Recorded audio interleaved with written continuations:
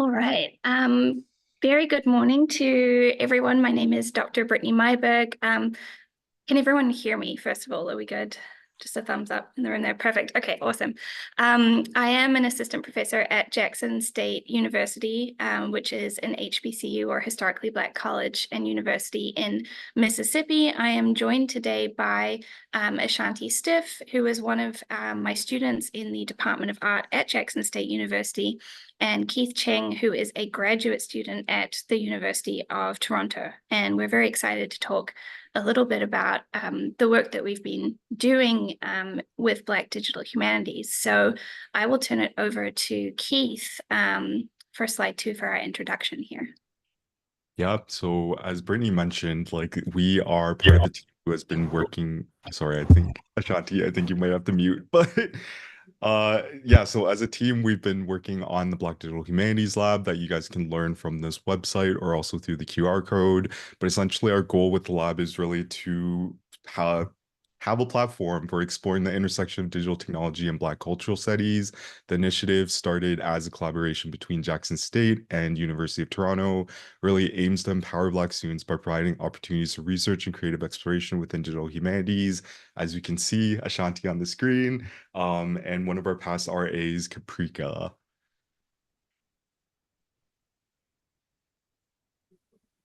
All right, and we'll pass it over to Ashanti to speak a little bit about the history of HBCUs here.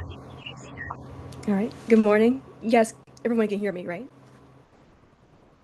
I'm gonna assume that's yes. All right. HBCUs have been pivotal in providing higher education to African Americans during segregation. With over 100 institutions today, they continue to be at the forefront of educational equity. Jackson State University serves as a key example of integrating Black digital humanities into its academic framework. It focused on fostering a supportive environment where students can engage with digital humanities in ways that reflect their lived experiences.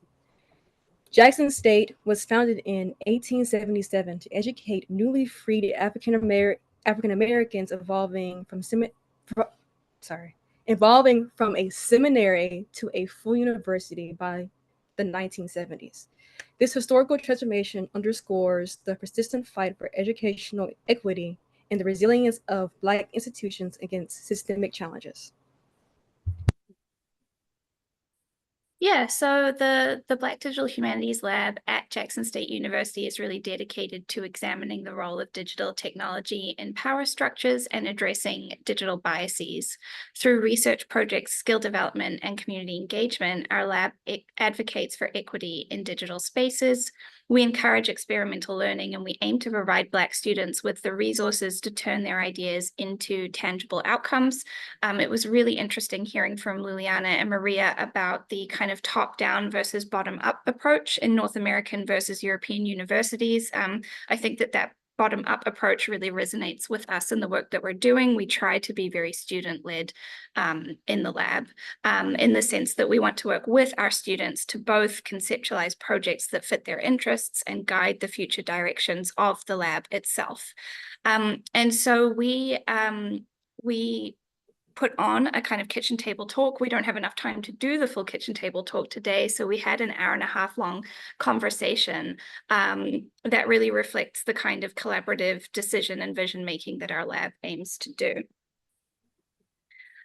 This kitchen table talk highlighted some really critical points when it comes to thinking about digital humanities programs within spaces of HBCUs, so historically Black colleges in North America. We talked a lot about the concept of the digital divide, which has historically meant inequitable access to things like technological resources and network. But we're looking at how the idea of the digital divide might not just be about access, but also about perceptions that will inhibit the growth of digital uptake and upskilling within marginalized communities. So we discussed how the very term digital divide is being critiqued and redefined by scholars working in this space like Andre Brock. Black communities across the South are often very early adopters of mobile technology, for example. And so making the argument that there is this digital divide that then leads to inequitable use might be, more nuanced. And so we're looking at how it's also about perceptions and the need to think about digital literacy in ways that include newer technologies like AI. And through initiatives like the Mississippi AI Collaborative, we're seeing increased uptake in new generative AI technologies amongst African American communities in Mississippi, higher uptakes than among white counterparts. So I will pass it over to Keith now to talk about what it means to do this work in the South. Yeah, I don't know if we necessarily have an answer fully for like what it means to do digital humanities in the South yet, but I think it's definitely an important point that we want to bring up is the fact that I think there's always this goal of kind of being like an R1 university or being like the status of kind of just doing research. But what is unique about the South that we want to maintain, or what is unique about the South that we kind of that will affect kind of how research is done and how digital humanities is done. So the South, specifically in Mississippi, there's long histories of grassroots efforts that focus on a community first approach. So we want to kind of dig a bit deeper into that. There's a strong tradition of community solidarity and local partnerships, which play a vital role in overcoming challenges related to digital literacy and access. So these partnerships really focus on lifting skill sets collectively and prioritize face-to-face connections, which are vital for effective tech education. And Ashanti will build upon this in the next slide. HBCUs face significant challenges related to underfunding and inequitable resources. This was highlighted in the kitchen table talk where we discussed how these institutions continue to struggle for adequate support and recognition. There was a court case in Mississippi that acknowledged these disparities, but its implementation has been slow. The need for advocacy and policy changes to secure better funding and support remains a significant challenge. Collaborative partnerships and community support are crucial to overcoming these barriers. Yeah, and I would just add briefly to that, that's really one of the reasons that this partnership that we have with the University of Toronto is so crucial. It really does support the work that we're doing at Jackson State University. We would not have the funding internally to run this particular program otherwise. We wanted to just share each of us a few kind of personal perspectives on, doing this work within the HBCU from the perspectives that we're coming from. So Ashanti, do you want to speak a little bit to, why you chose Jackson State University and what it means to be at an HBCU? Like on the side, I'll just do an abridged version.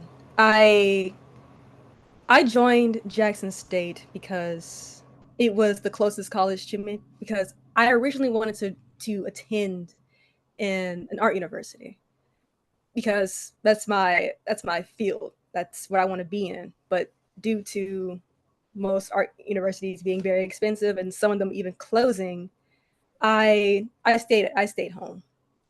And it being HBCU was a second factor. Because I've always known it was one. My dad attended way before me, but being here allowed me chances and opportunities that I probably wouldn't have had if I went to an art university. But it has changed a lot of my perspective. Being a Mississippian, a Black Mississippian, and connects me to a lot of the struggles that I face here. Yeah, thank you so much for sharing, Ashanti. One of the things that I was really kind of highlighting throughout our talk was this sort of inequitable distribution of resources, which we can obviously offset through collaborations, partnerships, and also grant writing, doing a lot of grant writing.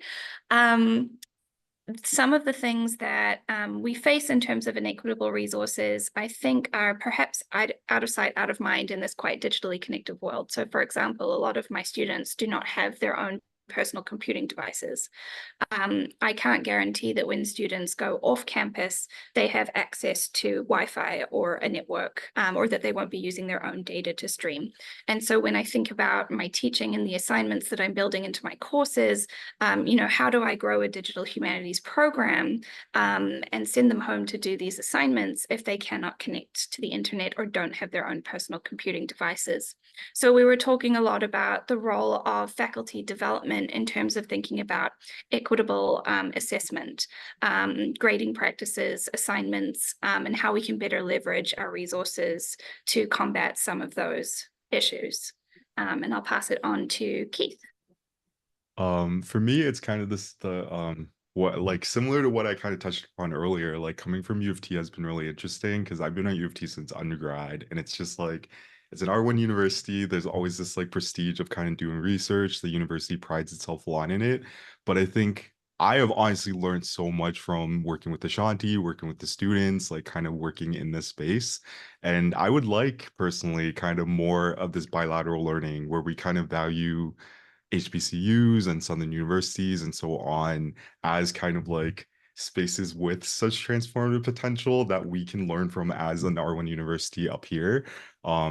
Yeah, I think there's a lot to explore there that oftentimes gets underlooked because of the stigma or status of R1 and whatever.